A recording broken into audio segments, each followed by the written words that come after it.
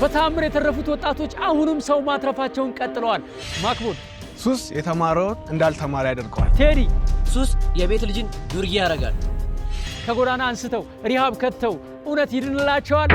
አንፈልግም። አይ አልፈልግም አይደለም።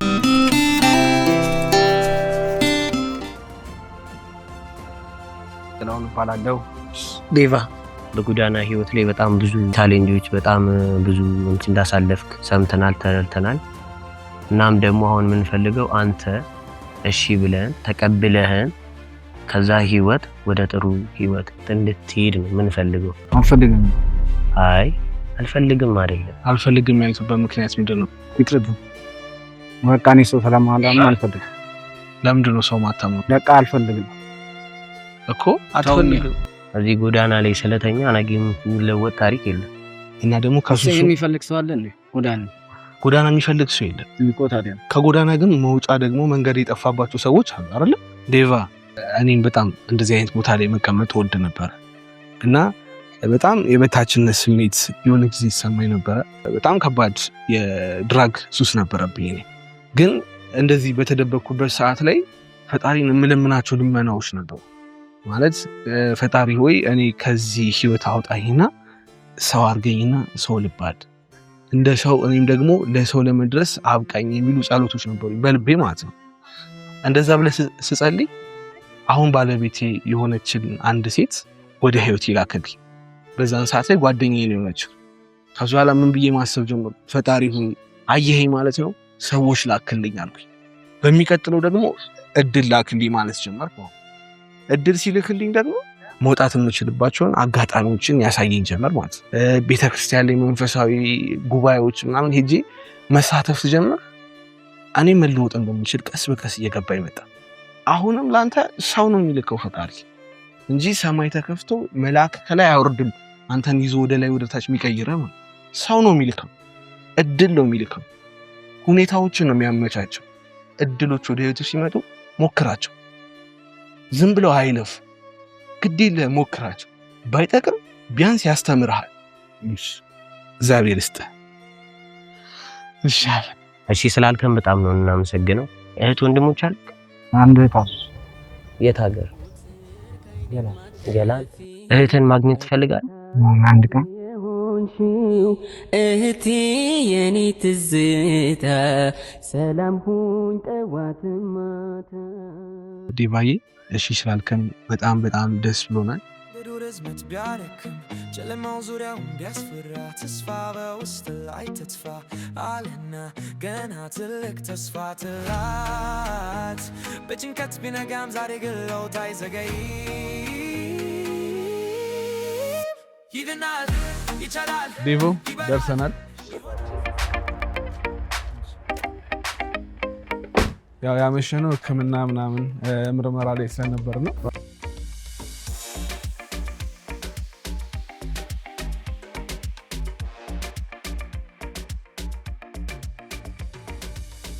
እኔ ዶክተር ምህረት እባላለሁ። እኔ ዳዊት እባላለሁ። ምን አይነት ነገሮች አሉ? ምን ትጠቀማለህ? አረቄ፣ ጫትና ሲጋራ። ቆየህ ዳዊት? ምን ያክል ጊዜ ስትጠቀም እነዚህ ነገሮች? 8 ዓመት። እስኪ እጅህን አንዴ እንደዚህ ዘርጋልኝ። የምታስተውለው ነገር አለ እጅህ ላይ? አይንቀጠቀጥ። ገጥሞክ ያውቃል እንዴ እንደዚህ አይነት ነገር ካሁን በፊት? መቼ? በቃ እንደዚህ ያልጠጣው ቀን ነው። ሻወር ውሰድና በኋላ ከራት በኋላ እንገናኛለን። እሺ ዳዊት። ይድናል ይቻላል ይበራል ይሆናል ሱስም መምደው ይድናል አዲስ ህይወት ባንተ ይጀምራል። ተመልካቻችን ያለ ነው ቦሌ ነው። እዛ ጋር ስታዩ ኤድና ሞል ይታያል። እዛ ጋር ስታዩ ፍሬንድሺፕ ይታያል። ሶሊሜንስ እዚህ ህንፃ አንደኛ ፎቅ ላይ ይገኛል።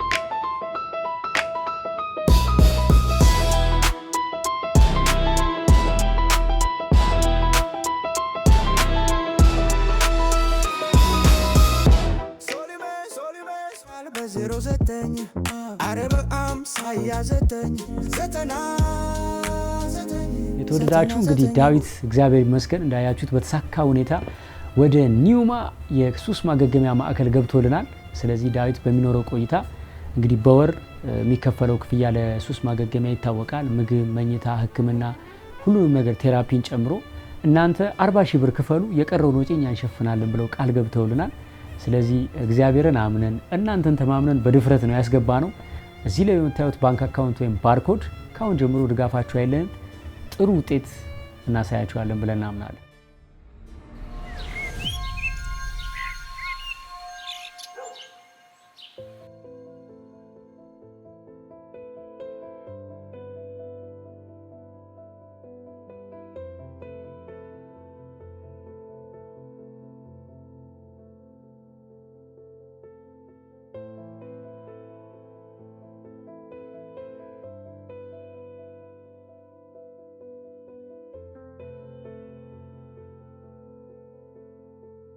እና ዲብ እንዴት ነህ? እግዚአብሔር ይመስገን። ሰላም እግዚአብሔር ይመስገን። ኒውማ መጥተህ ያገኘው በቃ በህይወቴ ሆኖልኛል የምትለው ነገር ምንድን ነው? ያው እግዚአብሔር እንዳውቅ አድርጎኛል። ጸሎት እንዳደረገ ወደ እሱ እንድከተል አድርጎኛል። የሚጠብቀኝ አይተኛ፣ የሚጠብቀኝ አይተኛ፣ ማያንቀላፋ ቤት ባይኖረኝም ደጅም ባድርም ቀንና ሌሊት ከኔ አይርቅም። ስሜ ዶክተር ምህረት ዳንኤል እባላለሁ። በኒውማ የሱስ ህክምና ማዕከል ውስጥ ሳይካትሪስት ነኝ። እንግዲህ በአሁኑ ሰዓት እኛ ማዕከል ላይ የህክምና አገልግሎት እያደረጉ ያሉ ልጆቻችን አሉ። ያለፈው ጊዜያቸው እንዴት ነበር የሚለውን እንግዲህ የመጡበት ሁኔታና አካባቢ ወስነዋል። ዳዊትም እንግዲህ ያው እንደ ሌሎቹ ልጆች እዚህ ከገባ 1 ወር ሆኖታል። መንፈሳዊ ነገሮች ላይ ዳዊት ያለው ባክግራውንድ በጣም ጥሩ የሚባል ነው። ጥሩ ባክግራውንድ አለው። እዚህም ከመግባቱ በፊት ጸበል ቦታዎች ላይ የተለያየ ጊዜ ተመላልሷል እና አሁን ላይ እኛን ይረዳናል። ስልሽ ቤቴ በረከት አጥቷልና ልጅሽ ኒውማ ላይ በሁሉም ቦታ እንዳለ ነው የሚነገረው። በጣም ጎበዝ ታዛዥ ነህ ምናምን ይባላል። ለዚህ እንድትበቃ ያደረገ ምንድን ነው? ያው እግዚአብሔር አምላክ ነው ለዚህ ያበቃኝ ብዬ ነው የማስበው። ያው እግዚአብሔር አምላክ ልቦና ሰጥቶኝ ነው ወደዚህ የመለሰኝ። ሁለተኛ ደግሞ ያው የእናንተ ድጋፍና የኒውማ ትብብር እኔን እንድበረታታና አላማ እንዲኖረኝ አድርጎኛል። ከዛ አንጻር መጀመሪያ እግዚአብሔር ነው ለዚህ ያበቃኝ ብዬ ነው የማስበው። አሁን በፊትም ጥሩ ነገር ላይ ነበረ ልጅ ስለነበረ ሱሱን ብቻ መተው ሳይሆን አላማው ያንን የነበራቸውን ፈንክሽናል ሌቭል መመለስ ስለሆነ እንግዲህ እዛ ላይ እየሰራን ነው ከዳዊት ጋር።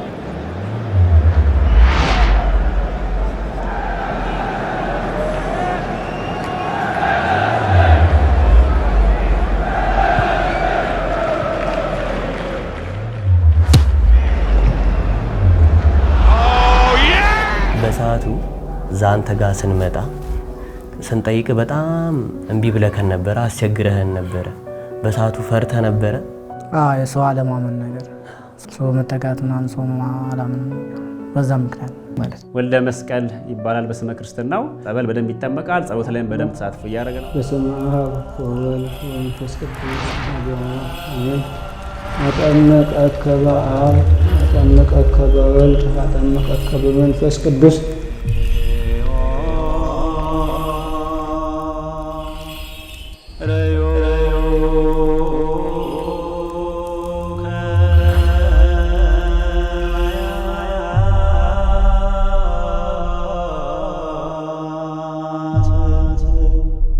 ካላቸው ኮር በኋላ ያላቸው ቆይ ስንመለከት አሁን መረጋጋት ከራሳቸው ጋር መሆን ለውጥን እያየንባቸው ነው።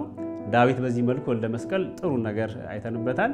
ከነበርኩበት ሱስ ወጥቼ ወደ መልካም መንገድ አላማ ተስፋ እንዲኖረኝና ወደ ፈጣሪ እንድመለስ ያደረገኝ ለእኔ ትልቅ ነገር ነው። በፊት የነበረኝ ነገር ያው ጠዋት ነጋ መሸ ሱስ ላይ ስለሆነ ስለ ቤተሰብም ስለ እህት ማሰብ አታውቅም። ሁሌ ጠዋት ተነስተ ጠጅ ቤት አረቄ ቤት ነው ቤተክርስቲያን ዞር ብለህ አታይም። ጠዋት ሲነጋም ደግሞ እዛው ሆነ። አሁን ግን ኒውማ ከገባው በኋላ ወደ ፈጣሪ እንድመለስ አላማ እንዲኖረኝ ትልቅ ነገር አድርጎልኛል። ትልቅ ነገር ነው ለኔ። ጎዳና ህይወት አንዳንድ ጊዜ ይከብዳልና እዚህ ከገባው በኋላ ግን ያው የተሻለ ነገር አይቼበታለሁ። አላማ እንዲኖረኝ አድርጎኛል። በህይወቴ ላይ ተስፋ እንዲኖረኝ አድርጎኛል። የሌላ ሰው ማስተማሪ እንደሆነ አድርጎኛል። ሁላችሁንም በቪአይፒም በመደበኛውም ስልጠና መታችሁ ጆይን ስላደረጋችሁን እኛ በጣም አመስጋኞች ነን።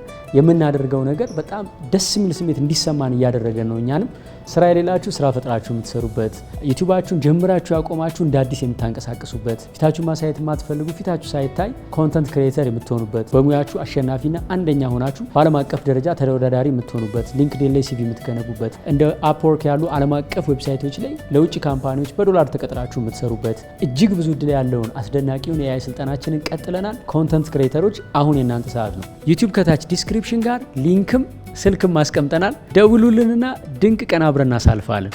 ዳዊት በጣም የሚገርመው ኳሊቲው መዝሙር በጣም ይወዳል። መዝሙር መስማት አይሰለችም።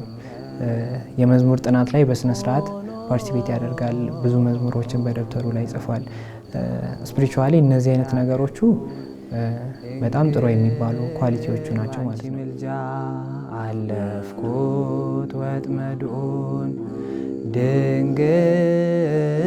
ድንግል ማርያም ባንቺ ምልጃ ሰበርኩት ወጥመዱን። ስለ እህትህ በጣም ነግረን ነበር እንደምትወዳት። እህትን ማግኘት ትፈልጋለህ?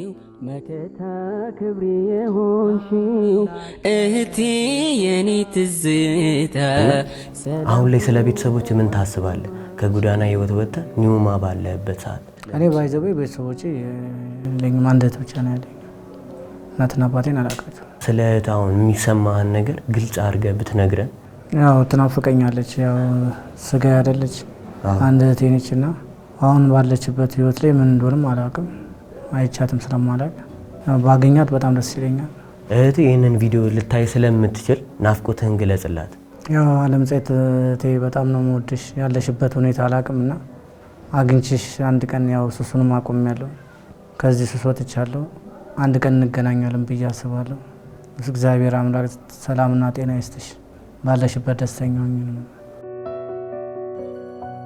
አሁን የእረፍት ሰዓት ላይ እንገኛለን። ዳኒ፣ ጅብሪል፣ ዴቭ፣ ሄናም ኪያም ቁጭ ብለናል። ቡና ልንጠጣ ነው። ስላለፈው ትዝታችን እየተወያየን እንመካከራለን፣ እንስቃለን። ዛሬ የጨዋታ ጊዜ ነው።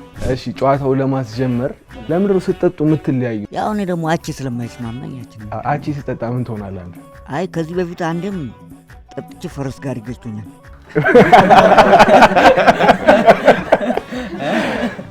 እንጠጅ የንጉስ መጠጥ ምናምን ነበር የሚባለው። አንተ ለምንድን ነው የማይስማማ?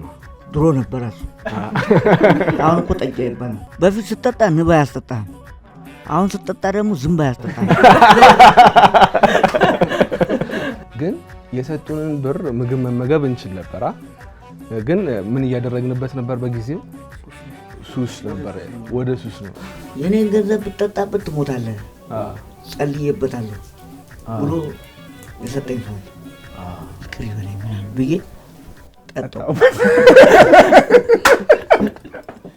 አንድ ንጹህ ምርት ለህብረተሰቡ ለማቅረብ ዋጋው ከሚታሰበው በላይ ከፍ ሊል እንደሚችል ነው። ምክንያቱም የባልትና ምርቶች ጥራት ያለውን እህል ለመግዛት ጠቀም ያለ ገንዘብ ያስከፍላሉ። ከዛ ደግሞ እህሉ በጥራት ሲዘጋጅ ኪሎቸው እየቀነሰ ቆሻው እየተወገደ ሳይዛቸው እያነሰ ስለሚሄድ መልሶ 1 ኪሎ ለመሙላት ተጨማሪ እህል ይፈልጋሉ። ያንን ደግሞ በህጋዊ መንገድ ደረሰኝ ቆርጦ ለመሸጥ ከገቢዎች ጋር ከግብር ጋር የተገናኘው ነገር ሲደማመር ዋጋውን ከፍ ያደርገዋል። ነገር ግን ይሄ ሁሉ ቢሆን ጥራት ፈላጊ ሰዎች አሉ ብለን የፈጀውን ይፍጅ እንጂ ጥራት ላይ ሳንደራደር ድንቅ የባልትና ውጤቶችን ይዘንላችሁ ቀርበናል። በ0970 08 6608 ጥራትን የምትፈልጉ ሰዎች ብቻ ደውሉልን። 22 ለሞቴል ለምንጻ 3ኛ ፎቅ በአካል በመምጣት ታገኙናላችሁ። እውነት ነው፣ ጥራት ዋጋ ያስከፍላል። በእናት እጅ ባልትና